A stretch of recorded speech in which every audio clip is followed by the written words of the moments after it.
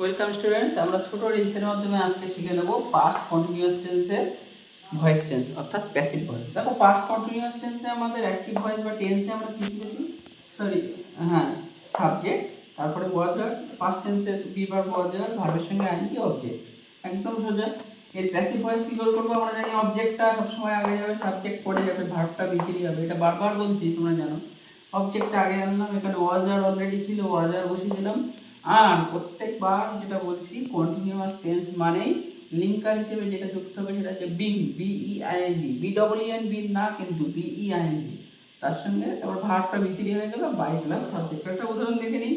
I was writing some stories, আমি কিছু গল্প লিখছিলাম। এবার অবজেক্টে কি লিখছিলাম? কিছু গল্পটা এখানে গেল, এটা সাবজেক্ট হয়ে গেল।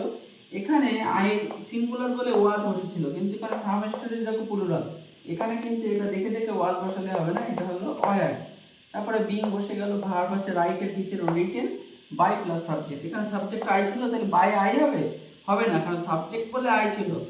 এটা যেহেতু পিছনে যাচ্ছে অবজেক্ট হয়ে যাচ্ছে, অর্থাৎ এটা অবজেক্টিভ ফর্মটাই বলবে কোনো। আশা করি বুঝতে পারলে। পরের ভিডিওতে ফিরে আসছি ফিউচার কন্টিনিউয়াস টেন্স নিয়ে।